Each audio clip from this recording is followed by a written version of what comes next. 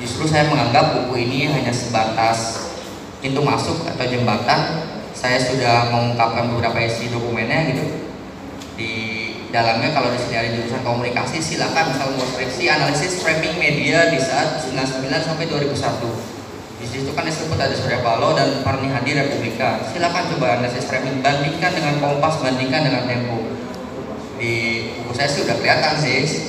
Cuman itu saya nggak mau banyak-banyak, emang saya mau bikin semacam das kapital itu jadi babon enggak, saya enggak. Dan misal yang tadi analisis gerakan apa intelektualnya kayak gimana, dan di gerakan mahasiswa Burhanuddin Muhtadi itu terlibat di beberapa statement, beberapa keterangan orang Burhanuddin terlibat, termasuk juga PBHMI saat itu yang Farudin bilang ya saya sama Burhan kok. Burhan yang menggerakkan BPTN-PTS Jabodetabek, dan Burhan juga yang kemudian membentuk gerakan Alfonso Aliansi Lembaga Formal Kemahasiswaan se-Indonesia saat itu. Tapi kenapa saya tidak lanjutkan?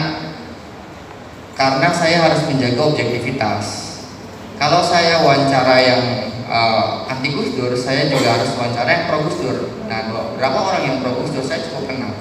Jadi daripada subjektivitas saya lebih tinggi, jadi lebih baik saya tidak. Jadi di sini saya udah pancing kalau misalnya teman-teman ada anak sejarah atau sosiologi mau lihat gerakan mahasiswa di periode pasca reformasi kejadian 99-2001 ya silakan saja. Itu jadi buku saya ini hanya pengantar. Kalau ada bantahan saya justru lebih menunggu bantahan.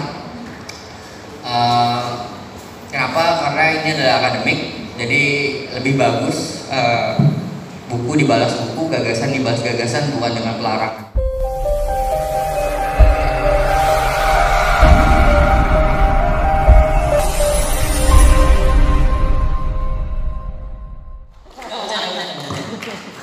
Jadi di sini ada prolog yang disampaikan Greg Barton. Gitu. Ada 153 dari 462 kursi milik PDIP dan 120 kursi milik Golkar, lalu 50 milik Partai PKB. Di situ sebenarnya Megawati milik kunci untuk kemenangan, tapi ada titik tiris poros tengah tadi ya, poros tengah. Di situ menyebutkan ada namanya konservatif, kaum muslim serta kaum muslim demokrat, seakan-akan tertuju gitu kan ke demokrat gitu. Jadi siapa gitu, seakan-akan gitu muslim demokrat gitu kan. Kalau sekarang kan zamannya media jadi oh ini demokrat gitu kan. Nama saya Abdurrahman Wahid, jadi saya dipanggil Gus Dur, makanya saya bertanya. Terima kasih. Assalamualaikum warahmatullahi wabarakatuh. Temenin saya. Siap. Biar tak. Assalamualaikum warahmatullahi wabarakatuh. Terima kasih atas waktunya terhadap Pak Moderator Cahatman dan penulis buku Firdy Rizky Utama beserta yang di sampingnya Ferry Ferdiansa. Pertama-tama saya ingin bertanya tentang saya tidak terlalu memahami isi buku karena buku itu sulit dipahami kecuali yang menulis bukunya. Itu yang pertama. Jadi pertanyaan saya adalah buku ini terbit setelah haulnya Gus Dur yang ke-10. Apakah adanya buku ini merupakan sebuah hadiah istimewa kepada Gus Dur atau hanya semacamnya? Atau hanya sebuah hanya ada buahnya. Itu yang pertama. Terus yang kedua adalah di dalamnya itu antara Amin Rais dan Fuad itu Fuad Bawazir. Di dalamnya itu keduanya ini adalah merupakan kader HMI. Apakah sejarah di dalamnya itu memang benar-benar bahwasanya HMI Connection itu ditunggangi oleh kedua tokoh itu? Itu yang kedua. Yang ketiga adalah selesai. Ya, terima kasih. Langsung jawab. Ini yang masuk Islam konservatif dan Islam demokrat ya adalah Islam konservatif itu kaum modernis dan juga Ini yang dipetakan oleh Greg Barton ya, karena itu bukan tulisan saya, itu gerakan Greg Barton. Dan kemudian ada Islam Demokrat. Nah, jadi kalau teman-teman di sini sempat ada yang baca buku agama Jawa, Santri Abangan Priai, ini mirip betul apa kontestasi saat itu suasananya. Tapi di dalam santri itu juga ada yang apa ya, agak-agak sekuler, Demokrat itu macam Gus Dur, dan yang konservatif. Nah, ini menarik kontestasinya. Ini jadi kajian saya di buku pertama saya, bagaimana Orde Baru kayak apa ya, menjalankan politik belah bambu dalam dalam mentreatment kelompok Islam. Belah bambu yang satu dipegang, diinjak, yang satu tarik. Jadi yang diinjak itu adalah NU, yang tarik adalah misalnya Masyumi dan Muhammadiyah dan lain-lain. Jadi dan juga teman-teman masih ingat di tahun, karena dulu Islam dipinggirkan, tapi di tahun 90 awal 90-an ada gejolak politik yang sangat besar. Saat itu tentara sudah mulai agak-agak nggak Benny Murdani itu sudah tidak ya punya konflik lah dengan Gus Dur, dengan Soeharto. Makanya Soeharto butuh kekuatan lain untuk menjadi pendorong atau penopang kekuasaannya, yaitu kelompok Islam. Makanya Islam dikanalisasi ISMI gitu. Dan tapi Gus Dur nggak mau. Gus Dur menganggap waktu itu ini adalah gejala sektarian. Ini prediksi Gus Dur, dan negara dalam hal ini berarti mensponsori gejala-gejala sektarian ini. Ini akan mengkhawatirkan Pancasila, dan mungkin terbukti sampai ini. Ini adalah politik, akses politik yang kotor Orde Baru itu bertahan. Dan itu Islam, kontestasi Islam politik dan Islam Islam Demokratnya. Dan Gus Dur kan jelas di Forum Demokrasi, dia bersama teman-teman PSI-nya, ada Marsilang Simanjuntak, ada Rahman Toleng, kemudian di GMNI-nya ada Bundan Gunawan, ada Romo Magnis dan lain-lain. Ini yang lebih sekuler, lebih liberal mungkin sebagian orang menganggap seperti itu. Dan karena itu juga Gus Dur jadi bisa diterima oleh banyak pihak daripada kelompok ya mau nggak mau lah. ISMI itu kan bagian dari Orde Baru. Terus presidiumnya salah satunya pernah Amin Rais.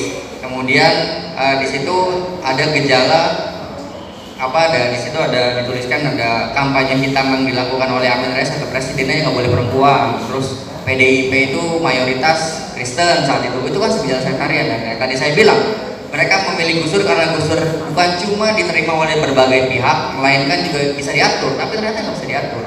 Yaitu dari kontestasinya mungkin bertahan sampai hari ini. Dan peta politiknya saya berandai-andai, kalau kata dosen saya anak Gonggong bilang sejarah itu tidak boleh if, tidak boleh hypothetical, tidak boleh seandainya. Tapi kalau berandai-andai, kalau Gus Dur minimal bertahan sampai 2004, peta politik Indonesia 2004 dan sampai 2019 pasti akan berubah. Jadi ini adalah saya menganggap kalau reformasi di korupsi itu di kemarin demonya September 2019, saya menganggap kalau reformasi di korupsi sejak lengseran Gus Dur. Yang kedua, apakah dia untuk Gus Dur? Iya. Kalau jawabnya dong kan iya atau tidak? Iya gitu. Kalau boleh tambahkan, sempat ditawarkan di dekat-dekat musim kampanye sama pihak tertentu gitu untuk menginjak sana sini. Saya bilang enggak, saya nggak mau kayak gitu. Buku ini pure murni sejarah, saya tidak mau dipolitisir.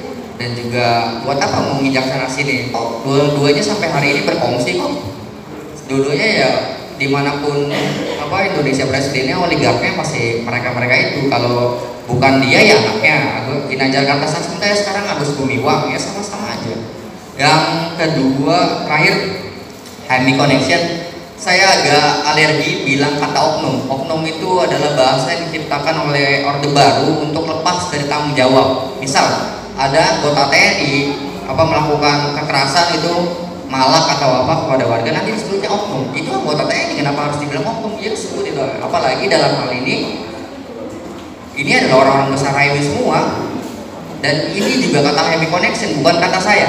Saya hanya mengulangi apa yang sudah ditulis oleh media di tahun 2000-2001. Silakan cek majalah Tempo, Gatra, kemudian di Juni 2001 itu majalah Aula dengan jelas menuliskan awal waspadai HMI Connection. Jadi memang HMI punya peran dan mungkin sah-sah saja karena memanfaatkan jaringan. Misal saya orang NU PKB gitu, saya terserah lah mau PKB Caimin atau siapa, pokoknya PKB.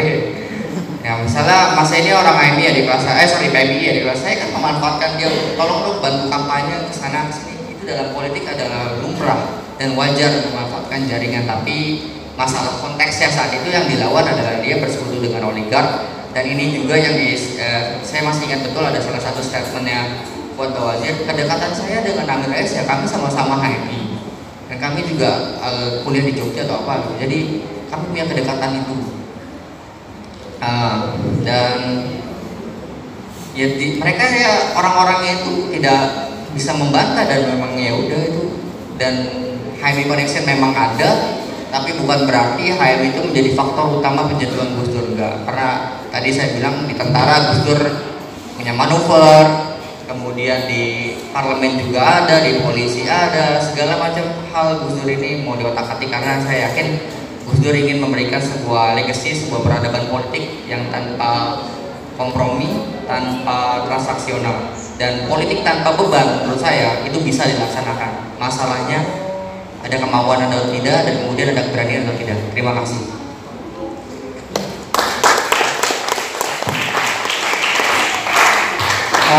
Sahabat-sahabat, demikian yang dapat disampaikan oleh dua pemateri, Bang Firly selaku penulis Menjat Gus Dur dan Mas Ferry selaku komentar atau pembanding, bahwa Gus Dur ini mengajarkan kepada kita untuk melihat manusia dengan seutuhnya, bukan dari beberapa sisi, tapi harus melihat manusia dengan seutuhnya, bahwa manusia ini harus dilindungi hak asasinya. Manusia ini boleh memiliki hak untuk berpendidikan, manusia kita boleh memiliki hak untuk terlindungi oleh negara. Oleh karena itu Gus Dur dengan semangat humanisnya mengemban amanah itu, sehingga pada saat ini kita juga merasakan apa yang telah diperjuangkan Gus Dur. Maka dari itu Gus Dur itu kan merupakan selain presiden juga merupakan ulama karismatik yang kepribadiannya dapat kita teladani hingga saat ini. Demikian yang dapat kami sampaikan. Kami ucapkan terima kasih kepada Bang Firly sudah berkenan hadir di forum ini, dan juga ke Mas Ferry. Dari saya Assalamualaikum warahmatullahi wabarakatuh. Maaf langsung pamit karena saya pernah ketinggalan pesawat sedang ada diskusi seperti ini juga, dan tadi Mas Ferry bilang mau tahu kelahiran berapa. Secara de facto saya 94, secara de jure 93, karena orang tua saya sudah mengajarkan saya untuk berbohong pada sekolah karena umur saya tidak masuk waktu itu, tidak cukup. Terima kasih. Maaf.